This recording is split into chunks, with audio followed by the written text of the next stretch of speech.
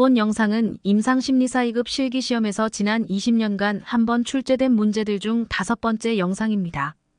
5번째 영상은 심리치료와 자문, 교육, 재활 영역의 문제들입니다. 이번 영상이 임상심리사 2급 실기 기출문제의 마지막 영상입니다. 향후 새로 실시될 시험의 문제가 복원이 되면 추가적으로 내용을 업데이트하여 영상을 올릴 예정입니다. 첫 번째 문제는 심리치료의 효과성을 검증하는 방법을 2가지 쓰고 설명하라는 문제입니다. 이 문제도 관점에 따라 다양한 답안이 가능할 것으로 생각됩니다. 여기서는 2가지 답안을 제시해 보겠습니다. 두 답안을 보시고 본인이 더 맞다고 생각하는 답안을 기억하시기 바랍니다. 첫 번째 답안은 통계적으로 효과성을 검증하는 방법 2가지입니다. 첫째로는 실험 설계에 의한 방법입니다. 이는 실험 집단과 통제 집단을 구성하여 심리치료의 효과를 검증하는 방법입니다. 둘째는 메타 분석에 의한 방법입니다. 특정 심리치료의 효과를 연구한 많은 개별 연구를 일정한 방식으로 통합하여 효과성을 분석하는 방법입니다. 두 번째 답안은 통계적 검증에 의한 방법과 임상적 검증에 의한 방법입니다. 통계적 검증에 의한 방법은 심리치료의 효과성에 대한 연구 가설을 설정하고 이를 통계 분석을 통해 효과가 유리한지를 검증하는 방법입니다. 임상적 검증에 의한 방법은 임상적 관점에서 내담자에게 유의미한 변화가 있었는지를 검증하는 방법입니다. 다음 문제는 정신분석 치료에서 이상적인 치료 목표를 설명하라는 문제입니다. 정신분석 치료에서 이상적인 치료 목표는 다음과 같습니다. 첫째, 통찰력 및 자기인식을 얻도록 돕는 것입니다. 개인이 자신의 무의식적인 생각, 감정, 동기에 대한 통찰력을 얻도록 돕는 것입니다. 자신의 행동과 정서적 갈등의 근본적 원인을 탐색함으로써 내담자는 자신과 과거 경험에 대해 더 깊은 이해를 발전시킬 수 있습니다. 둘째, 무의식적 갈등의 해결입니다. 심리적 고통에 기여하는 무의식적 갈등을 찾아 해결하는 것입니다. 이러한 갈등은 유아기 경험에서 비롯되며 해결되지 않은 정서적 문제, 방어기제 또는 반복적인 행동 패턴으로 나타날 수 있습니다. 이러한 갈등을 확인하고 해결하기 위해 노력하여 더 큰 정서적 자유와 자기 수용을 이끌어냅니다. 셋째, 성격 발달 및 성장입니다. 정신분석 치료의 궁극적인 목표는 건강한 성격 발달과 성장을 촉진하는 것입니다. 자기인식과 자기수용을 촉진함으로써 정신분석 치료는 개인이 자신의 잠재력을 최대한 깨닫고 더 만족스러운 삶을 영위하도록 돕는 것입니다. 요약하여 설명하면 통찰 및 자기인식을 하고 무의식적 갈등을 해결하는 과정을 통해 궁극적으로 성격 발달과 성장을 하는 것이 치료 목표라 할 수 있습니다. 이번 문제는 개인의 취약성과 환경적 스트레스가 상호작용하여 정신장애로 발병한다고 보는 통합적인 입장의 모델 명칭과 이 모델에서 개인의 취약성에 해당하는 정신장애 발생 원인을 2가지 제시하라는 문제입니다. 문제에서 설명하는 모델은 취약성 스트레스 모델입니다. 이 모델은 크게 취약성과 스트레스라는 2가지 관점을 통해 정신질환을 설명합니다. 이 모델은 특정한 정신병리에 취약한 특성을 지닌 개인이 스트레스 사건을 만날 때 정신질환이 발생하게 된다고 가정합니다. 이 모델의 강점은 스트레스 요인만 가지고 정신병리를 설명하려고 할 때 생기는 여러 문제들을 보완해 줍니다. 이 모델에서 얘기하는 정신장애의 발생 원인, 즉 개인의 취약성을 구성하는 요인은 첫째, 생물 유전적 요인입니다. 이는 유전자 또는 뇌구조 이상 등 출생 전후의 결함을 포함합니다. 둘째, 심리사회적 요인입니다. 부모의 양육 방식, 초기 아동기의 외상, 가족 간 의사소통 양식, 성격 특성, 인지도식, 역기능적 신념 등입니다. 문제에 대한 답으로 취약성 스트레스 모델과 개인의 취약성 원인에는 생물 유전적 요인과 심리사회적 요인의 2가지가 있다는 점을 기억하시기 바랍니다. 다음 문제는 행동치료의 주요 특성을 3가지 기술하라는 문제입니다. 행동치료에는 다양한 특성이 있어 교재마다 다소 다르게 기술하고 있습니다. 그 중에서도 지금 말씀드릴 내용 중 처음 3가지를 잘 기억하시면 좋겠습니다. 행동치료의 주요 특징은 첫째, 경험적 및 과학적 방법에 의존합니다. 행동치료는 행동주의의 원칙에 근간하여 행동을 이해하고 수정하기 위해 경험적 연구와 과학적 방법에 의존합니다. 둘째, 현재 행동에 초점을 둡니다.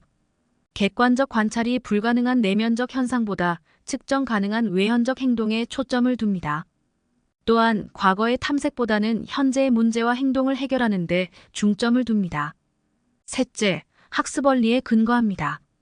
부적응 행동이 어떤 환경적 요인에 의해 학습되고 유지되고 강화되는지에 초점을 두어 학습 원리에 의해 이를 설명합니다. 넷째, 협력적 및 목표 지향적입니다. 치료 과정은 치료자와 내담자의 협력적인 관계를 기초로 구체적이고 측정 가능하고 실현 가능하고 현실적인 치료 목표를 설정하여 진행합니다. 다섯째, 일반적으로 가능한 내담자의 실제 환경에서 실행합니다. 이번 문제는 행동 수정을 목적으로 한 행동치료의 기법을 5가지 쓰라는 문제입니다. 행동치료 기법으로는 토큰 경제, 홍수법, 용암법, 주장훈련, 체계적 둔감법, 조형, 타임아웃, 심적 포화, 모델링, 노출법 등이 있습니다.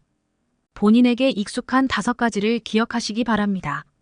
다음 문제는 빈칸에 들어갈 용어를 쓰라는 것입니다. 첫 번째 질문으로 통제 자극 유형 중 어떤 반응이 특정 자극에 존재하는 경우에만 강화되는 것은 변별 자극입니다. 두 번째 질문으로 어떤 반응이 특정 자극에 존재하는 경우에만 소거되는 것은 소거 자극입니다. 이번 문제는 행동치료 방법 중 용암법과 조형법에 대해 설명하라는 문제입니다. 용암법은 자극을 점진적으로 조절하여 궁극적으로 변화된 자극 또는 새로운 자극에 대해 반응하도록 하는 방법입니다. 즉, 반응에 도움을 주는 단서를 점차적으로 줄여서 궁극적으로 단서 없이도 반응할 수 있도록 하는 방법입니다. 대표적인 예로 글씨 쓰기 연습을 할 때 점선을 제공하였다가 점차 자극인 점선을 회수하는 것을 들 수 있습니다. 조형법은 궁극적으로 바라는 행동 쪽으로 서서히 접근해 가도록 차별 강화를 해주는 방법입니다. 즉, 원하는 행동을 여러 단계로 나누어 구성한 후 강화를 주어 그 전의 행동은 소거하고 점차적으로 원하는 행동을 완성해 가는 방법입니다. 예를 들어 공부하는 시간을 점차 늘려갈 때 시간을 늘려가며 강화를 주는 경우입니다.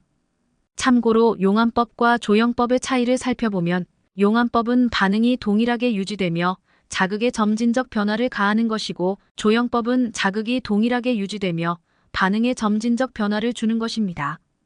이번 문제는 만성 조현병 환자에게 인사하는 기술을 가르치려고 할 때 토큰 경제의 활용 방법을 5단계로 구분하여 설명하라는 문제입니다. 이 문제에 대한 답안도 교재에 따라 다양하게 설명하고 있습니다. 그중 제일 바람직해 보이는 답안을 제시해 보겠습니다. 토큰 경제의 활용 방법은 첫째, 목표 행동을 선정합니다. 변화시키고자 하는 목표 행동을 정하는 단계입니다. 즉, 다른 사람을 만났을 때 상대방에게 인사하기입니다. 둘째, 목표 행동의 기초선을 측정합니다. 우선 변화시키려는 목표 행동의 기초선을 측정합니다. 즉, B씨가 평소 다른 사람에게 인사하는 횟수와 빈도 등을 측정합니다. 셋째, 강화물을 선정합니다. 바람직한 목표 행동에 따라 지급하는 토큰과 교환할 강화물을 정합니다. 즉, 바람직한 인사 행동에 대해 지급하는 토큰과 교환할 강화물을 B씨와 협의하여 정합니다. 넷째, 교환 비율 등 상관표를 작성합니다.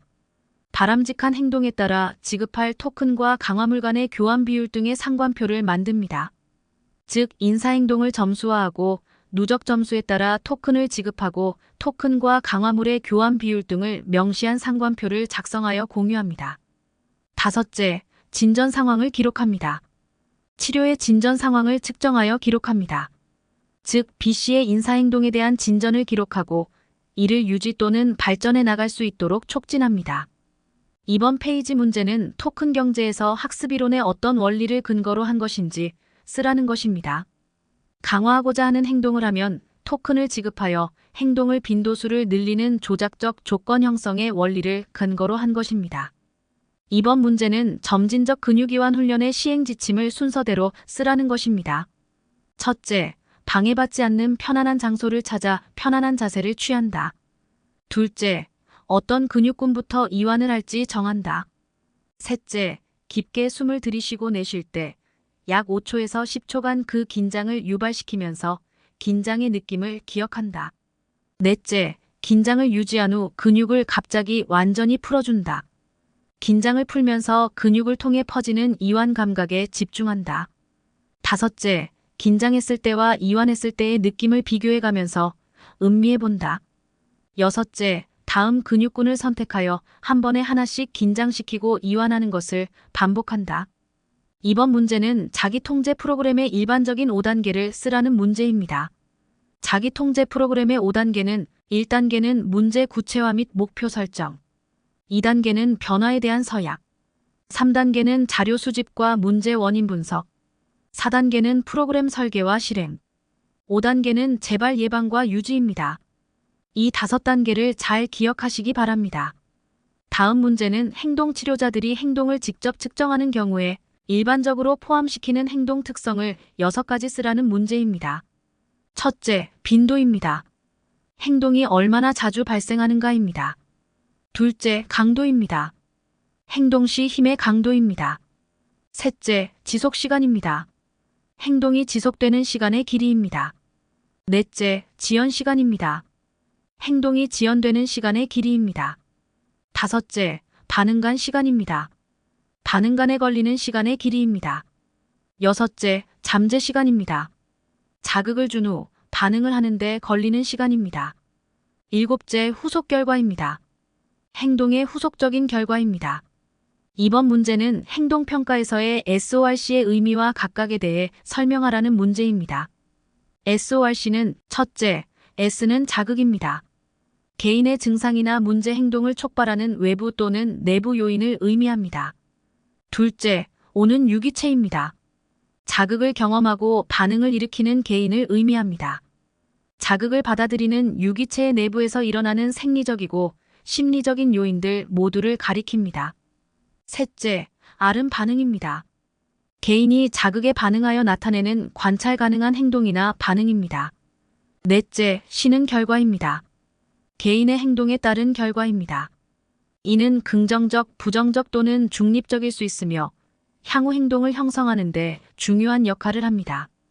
이번 문제는 보기에서 설명하는 내용이 공통적으로 어떤 가족치료 이론에 관한 것인지 쓰라는 것입니다. 헤일리가 제안한 가족치료 모델, 인간 행동의 원인보다는 해결 방법에 초점. 가족이 호소하는 문제를 해결하기 위한 다양한 전략을 모색. 단기 치료에 해당하며 인척하기, 증상 처방 등 역설적 방법을 활용. 이 내용에 해당하는 가족치료 이론은 전략적 가족치료입니다. 이번 페이지는 전략적 가족치료 이론에 대한 설명입니다. 참조하시기 바랍니다. 이번 문제는 무어의 가족 갈등 모델에 의한 가족 갈등의 5가지 유형을 쓰라는 문제입니다. 첫째, 관계 갈등 즉 인간관계 갈등입니다. 가족 구성원들 서로 간의 오해, 불신, 편견 등으로 관계 형성 및 관계 유지에 어려움을 겪을 때 발생하는 갈등입니다. 둘째, 자료 갈등 또는 사실관계 갈등입니다. 동일한 자료 혹은 사건에 대해 서로 이해하는 바가 달라서 사실관계에 대해 각자 다른 입장을 주장할 때 발생하는 갈등입니다. 셋째, 이익 갈등 또는 이해관계 갈등입니다. 자원은 한정적인 데 비해 그것을 원하는 사람이 많을 때 발생하는 갈등입니다. 넷째, 가치 갈등 또는 가치관 갈등입니다. 가족 구성원 간 신념이나 가치관의 차이로 인해 발생하는 갈등입니다.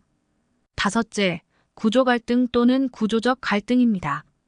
적합하지 않은 제도, 규제, 풍습, 힘의 불균형 등 구조적 문제나 한계로 인해 발생하는 갈등입니다. 다음 문제는 가족을 하나의 유기체로 보는 백바와 백바의 가족 치료에서의 기본 전제를 3가지 기술하라는 문제입니다. 이 문제도 출제 의도와 문제에 대한 해석에 따라 다양한 답안이 가능할 것 같습니다. 여기서는 2가지 답안을 제시해 보겠습니다. 이 중에서 본인이 판단하기에 더 맞다고 생각하는 답안을 기억하시면 좋겠습니다. 첫 번째 답안은 첫째, 가족은 각 구성원이 상호 연결된 개인들의 복잡한 체계이다. 즉, 체계적 관점입니다. 가족은 각 구성원의 행동이 가족 전체의 기능에 영향을 미치고 영향을 받는 상호 연결된 개인들의 복잡한 체계로 간주됩니다. 이러한 체계적 관점은 가족 체계 내에서 상호작용, 역할, 관계의 패턴을 이해하는 것이 중요하다는 점을 강조합니다. 둘째, 가족 역동은 사회적, 문화적, 역사적 요인의 더 넓은 맥락 내에서 이해된다. 즉, 맥락적 이해입니다. 가족 역동은 이를 형성하는 사회적, 문화적, 역사적 요인의 더 넓은 맥락 내에서 이해됩니다. 가족이 더 큰 사회 체계 내에서 운영되며 문화적 규범, 가치 및 사회적 영향이 가족 기능에 큰 영향을 미칩니다. 그러므로 효과적인 치료를 위해서는 가족의 상황을 이해하는 것이 필수적입니다. 셋째, 가족 체계 내의 강점과 자원을 강조한다. 즉, 강점 기반 접근 방식입니다. 가족 내 병리 또는 기능장애에만 초점을 맞추는 대신 가족 체계 내에 존재하는 강점과 자원도 강조합니다. 이러한 강점 기반 관점은 긍정적인 변화와 회복력을 촉진하기 위해 가족의 기존 자산을 활용하려고 합니다. 치료는 가족의 강점을 파악하고 이를 토대로 구축함으로써 가족이 문제를 해결하고 목표를 달성할 수 있도록 힘을 실어줄 수 있습니다. 두 번째 답안은 인터넷상의 답안으로 가장 많이 올라와 있는 내용입니다. 첫째, 사람들 간의 관계에 대해 주목합니다. 가족 치료는 개인과 개인의 문제를 별개로 보는 시각에서 벗어나 사람들 간의 관계와 관계 문제에 대해 주의를 기울입니다. 둘째, 관찰자와 관찰 대상 간의 상호작용 맥락에 대해 고려합니다. 가족 치료는 전일적 관점에서 관찰자와 관찰 대상 간의 상호 의존을 강조하므로 그 둘이 상호작용하는 맥락을 고려합니다. 셋째, 왜보다는 무엇에 대해 강조합니다. 가족 혹은 다른 체계에 대한 이해는 상호작용 패턴에 대한 사정을 필요로 하며 왜 일어나는지보다 무엇이 일어나고 있는지를 강조합니다. 이번 문제는 심리적 응급처치의 방법을 5단계로 구분하여 설명하라는 문제입니다. 심리적 응급처치 방법의 5단계는 1단계는 사건 전 단계입니다. 사건 발생 이전으로 사람들에게 훈련과 정보 제공이 필요합니다. 또한 사건 발생 시 신속한 협력을 위한 네트워크를 구성해야 합니다. 2단계는 충격 단계 또는 급성 단계입니다. 사건 발생 직후 48시간 이내입니다. 생존자들은 외상 사건에 대해 투쟁하거나 도피합니다. 얼어붙거나 항복하는 식의 모습을 보이기도 합니다. 생존자들의 기본적인 욕구를 파악한 후 심리적 응급처치를 시도해야 합니다. 3단계는 구출 단계 또는 반응 단계입니다. 사건 발생 후 일주일 이내입니다. 생존자들의 현 상태를 파악하고 그들의 욕구가 얼마나 잘 다루어지고 있는지 파악해야 합니다. 고위험자가 선별되었다면 적절한 의료기관에 의뢰해야 합니다. 아웃리치 연계 활동도 필요합니다. 4단계는 회복 단계입니다. 사건 발생 후 1주에서 4주까지입니다. 회복이 진행되고 있는 환경, 생존자, 그리고 제공되는 서비스를 종합하여 점검할 필요가 있습니다. 이를 통해 회복과 탄력적 적응을 도와야 합니다. 5단계는 재통합 단계입니다. 사건 발생 후 2주에서 2년까지입니다. 생존자들이 외상 사건을 자신의 삶에 통합하는 단계입니다. 개인에 따라 짧게는 2주부터 길게는 2년까지 그 기간이 다양합니다.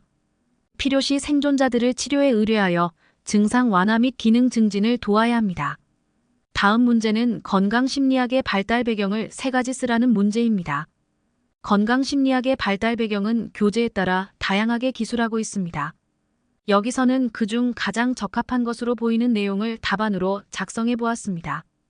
첫째, 질병과 사망 형태의 변화입니다. 사망의 주된 원인이 전염성 급성 질환에서 불건전한 행동이나 생활 습관과 관련된 질병으로 변경되었습니다. 지난 수십 년 동안 만성질환이 사망의 주원인이 되었습니다. 만성질환은 오랜 기간 관리가 필요하기에 심리사회적 적응이 중요하게 되었습니다. 둘째, 건강에 대한 개념의 변화입니다. 건강에 대한 개념이 단순히 질병이 없는 상태에서 긍정적인 안녕의 상태로 변화되었습니다. 또한 질병의 원인을 생물학적 과정으로 보는 것에 의문이 제기되었고 신체적 및 심리적 요인의 복합적 상호작용으로 이루어진다는 인식이 확산되었습니다. 셋째, 의료비 지출의 증가입니다. 평균 수명이 증가하면서 의료비 지출이 늘어나게 되었습니다. 이는 노년기에 접어들어 만성병이 증가하기 때문입니다. 의료 비용의 증가를 억제하기 위한 대책으로 질병의 조기 검진, 건강한 생활 습관, 질병 예방에 도움을 주는 행동 등이 강조되었습니다. 이번 문제는 아동의 PTSD 진단에서 성인과 차별되는 제 경험의 특징적 증거를 3가지 기술하라는 문제입니다. DSM-5에 의한 아동의 PTSD 진단에는 다음과 같은 특징적 증거가 있습니다. 첫째, 심상, 사고 또는 지각을 포함하여 사건에 대한 고통스러운 기억이 반복적이고 집요하게 회상된다. 특히 아동의 경우 외상의 주제나 국면이 반복적인 형태의 놀이로 표출될 수 있다. 둘째, 사건에 대한 반복적이고 고통스러운 꿈을 꾼다. 특히 아동의 경우 내용을 알 수 없는 무서운 꿈을 꾸기도 한다. 셋째, 경험 재현의 느낌, 환상, 망상, 그리고 해리성 환각 재현의 사파들을 포함하여 외상적 사건이 마치 되살아나는 듯한 행동이나 느낌을 가진다. 특히 아동의 경우 외상 특유의 재현이 나타날 수 있다. 진단 기준을 외우는 것은 항상 쉽지 않은 것 같습니다. 핵심적인 내용을 자기 방식으로 소화하여 외우시면 좋겠습니다. 다음 문제는 자폐 스펙트럼 장애의 진단 기준 중 사회적 의사소통 및 사회적 상호작용의 결함에 대한 진단 기준 2가지를 적고 자폐 스펙트럼 장애로 통합된 DSM-4의 장애 명칭을 2가지 쓰라는 문제입니다. 사회적 의사소통 및 상호작용 결함에 대한 진단 기준은 첫째, 사회적 정서적 상호작용 및 범위에서의 결함입니다. 예를 들어 비정상적인 사회적 접근, 상호 주고받는 대화를 정상적으로 나누지 못함, 관심이나 감정, 정서를 공유하지 못함, 사회적 상호작용을 개시 또는 반응하지 못함 등입니다. 둘째, 사회적 상호작용을 위해 사용되는 비언어적 의사소통 행동에서의 결함입니다. 예를 들어 언어적 비언어적 의사소통을 잘 통합하지 못함, 눈맞춤과 신체적 언어 사용이 비정상임 또는 제스처 이해와 사용에서의 결함, 얼굴 표정과 비언어적 의사소통이 전반적으로 결여 등입니다. 셋째, 관계를 발달시키고 유지하고 이해함에 있어서 결함입니다. 예를 들어 다양한 사회적 맥락에 맞게 행동을 조정하는 데에 어려움을 보임, 상상 놀이를 공유하거나 친구 사귀기에 어려움을 보임, 또래들에 대한 흥미 결여 등입니다. 파란색으로 표시된 결함의 내용을 잘 기억하시기 바랍니다. 자폐 스펙트럼 장애로 통합된 DSM-4의 장애는 자폐성 장애, 아스퍼거 장애, 소화기 붕괴성 장애 등이 있습니다. 자폐성 장애와 아스퍼거 장애를 기억하면 좋겠습니다. 이번 문제는 특정 공포증의 하위 유형을 3가지 쓰라는 문제입니다. 특정 공포증의 하위 유형에는 동물형, 자연환경형, 혈액주사 손상형, 상황형 등이 있습니다. 이 중에서 3가지를 기억하면 좋겠습니다. 다음 문제는 순환 성장애의 진단 기준을 3가지 작성하라는 문제입니다. DSM-5에 의한 순환 성장애의 진단 기준은 다음과 같습니다. 첫째, 최소한 2년 동안, 아동과 청소년의 경우는 최소 1년 동안 경조증 사파의 기준에 부합되지 않는 경조증적 증상들이 있는 다수의 기간과 주요 우울사파의 기준에 부합되지 않는 우울증적 증상들이 있는 다수의 기간이 나타난다. 둘째, 위의 기간 동안 경조증과 우울증의 기간이 최소한 절반 가까이 있어 왔고 증상이 없었던 기간이 2개월 이상 지속되지 않는다. 셋째, 주요 우울증, 조증 또는 경조증 사파의 기준들에 부합되지 않는다. 넷째, 증상들이 조현정동장애, 조현병, 조현양상장애, 망상장애 또는 기타 조현병 스펙트럼 및 기타 정신증적 장애로 더 잘 설명되지 않는다. 다섯째, 증상들이 물질이나 다른 의학적 질환의 생리적 효과들로 인한 것이 아니다. 여섯째, 증상들이 사회적, 직업적 등 중요한 기능 영역에서 임상적으로 심각한 고통이나 손상을 초래한다. 이 중 처음 3가지를 기억하시면 좋겠습니다. 이번 문제는 초등학교 6학년 아동의 사례를 읽고 지능검사 및 행동평가척도 결과에 따라 유추 가능한 진단을 2가지 쓰라는 문제입니다.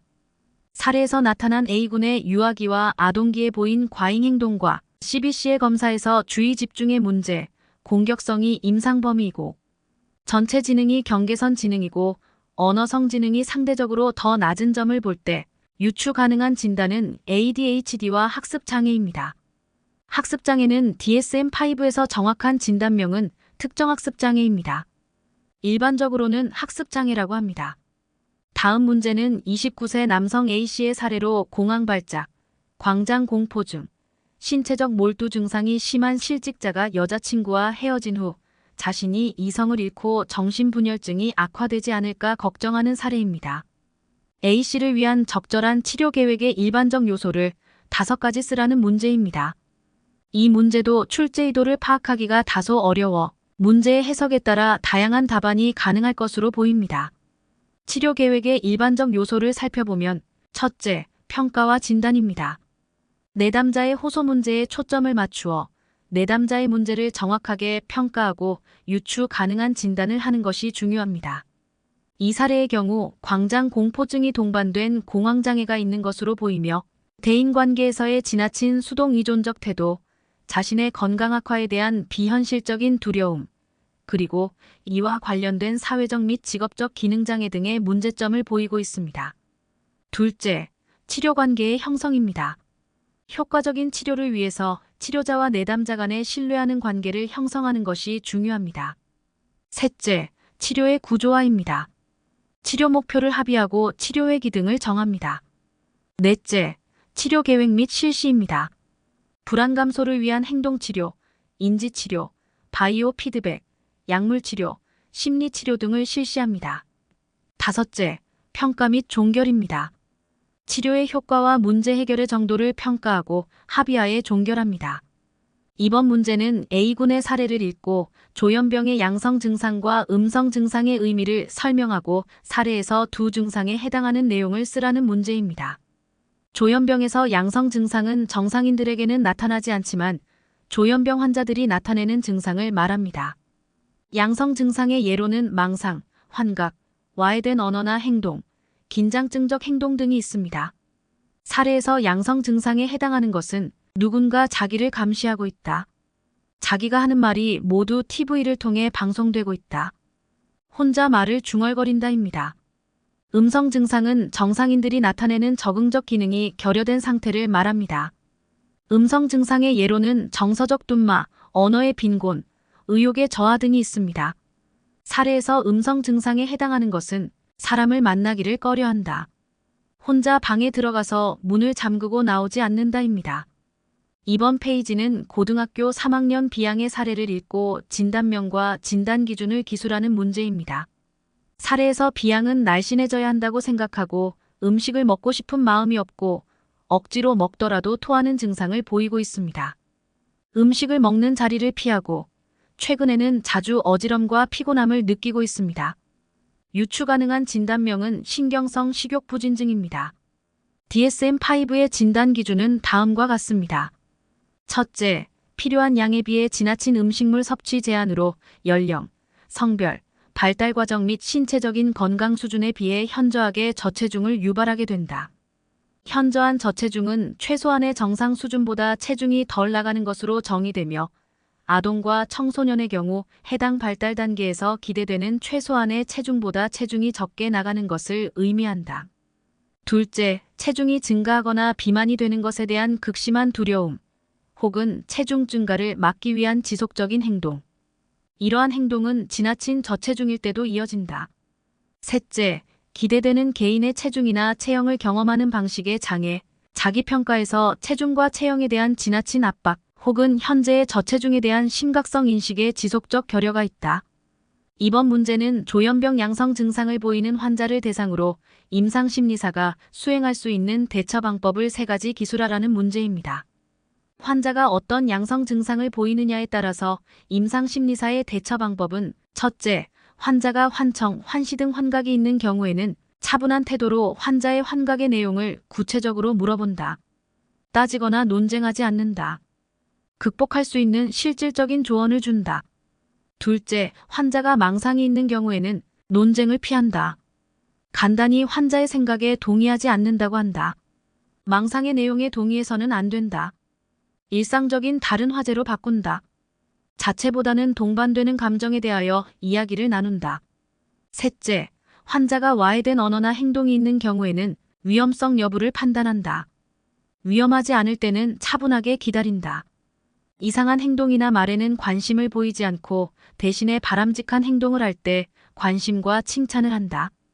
다음 문제는 재활치료를 받고 있는 정신과 환자의 교육 방법을 2가지 쓰고 설명하라는 문제입니다. 문제의 해석에서 초점을 어디에 두느냐에 따라 다른 답안이 가능할 것으로 보입니다. 두 가지 답안을 제시해 보겠습니다. 첫 번째 답안은 증상 관련된 교육으로 증상관리 교육과 약물관리 교육입니다. 증상관리 교육은 증상 및 일반적인 정신건강에 관한 교육을 통해 자신의 증상을 인식하고 스스로 관리할 수 있도록 하는 프로그램입니다. 스스로를 치료의 주체로 인식하여 증상에 대한 대처를 강화하고 재발의 위험을 최소화하는 것을 목표로 환자가 자신의 증상을 관리할 수 있도록 돕는 것입니다. 약물관리 교육은 환자가 약물에 대한 올바른 지식과 적절한 투약 방법을 알도록 교육을 시키는 것입니다. 두 번째 답안은 재활과 관련된 교육으로 사회기술훈련과 직업재활훈련입니다. 사회기술훈련은 사회생활을 행하는데 기본적으로 요구되는 기술입니다.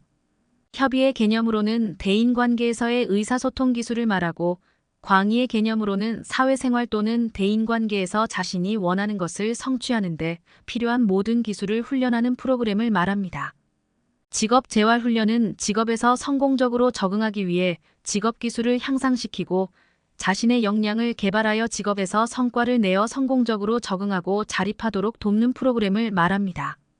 두 가지 가능한 답안 중 본인에게 맞는 답안을 기억하시기 바랍니다. 이번 문제는 성폭행 피해자로 지목된 사람이 정작 피해 사실을 부인할 때 전문 상담사로서 자문할 내용과 조치 방법을 기술하라는 문제입니다. 이 경우의 자문 내용은 피해자가 현재 성폭력 피해 사실을 부정 단계에 있음을 인식한다. 부정은 단지 성폭력 사실을 직시하는데 좀 더 시간이 필요하다는 것을 의미한다. 부정의 경우 상담을 받지 않으려고 할 수 있으나 위기 개입은 피해자에게 유일한 개입일 수 있어 중요하다. 이러한 내용을 자문하는 것이 필요합니다. 이 경우의 조치 방법은 먼저 내담자와 신뢰로운 상담 관계를 형성한다. 내담자의 부인 감정을 포함하여 억압된 감정을 인식하고 수용하며 이를 표현하도록 돕는다. 내담자에게 상담의 주도권을 주고 만약 계속 부인을 하는 경우는 언제든지 상담의 기회가 있음을 알린다 등입니다. 본 영상의 마지막 문제입니다. 상담 슈퍼비전에서 회기 기록의 장점을 3가지 기술하라는 문제입니다. 상담 회기 기록의 장점은 첫째, 슈퍼바이지의 자기 통찰. 슈퍼바이지는 회기 기록을 하면서 상담 회기에 대한 더 깊은 통찰을 얻을 수 있습니다. 또한 자신의 내담자에 대한 이해와 사례 개념화를 다시 점검할 수 있습니다. 둘째, 슈퍼바이저의 회기 모니터링 및 평가, 향후 상담 전략의 수립. 슈퍼바이저는 상담 회기의 진행 상황을 효과적으로 모니터링하고 상담 개입의 효과를 평가하고 슈퍼바이즈에게 맞춤형 피드백을 제공하여 향후 회기에 대한 전략을 수립할 수 있습니다. 셋째, 교육적 행정적 자료. 슈퍼바이저는 회기 기록을 통해 슈퍼바이즈의 강점, 성장 영역, 전문성 개발 요구사항 등을 식별하여 슈퍼바이즈의 전반적인 상담 역량을 향상시킬 수 있습니다. 회기 기록은 행정적으로 추후 회기 기록의 열람 및 제출이 필요할 시 또는 다른 상담자에게 이관 시 중요한 행정자료의 역할을 합니다. 지금까지 한번 출제된 문제들 중 5번째 영상인 심리치료, 자문교육재활 영역의 문제들을 공부해 보았습니다. 이 영상으로 임상심리사 2급 실기 기출문제 영상을 마무리하게 되었습니다. 그동안 영상으로 긴 시간 동안 공부하시느라 너무 수고 많으셨습니다. 다른 주제의 내용으로 다른 영상에서 다시 만나 뵙기를 희망합니다. 감사합니다.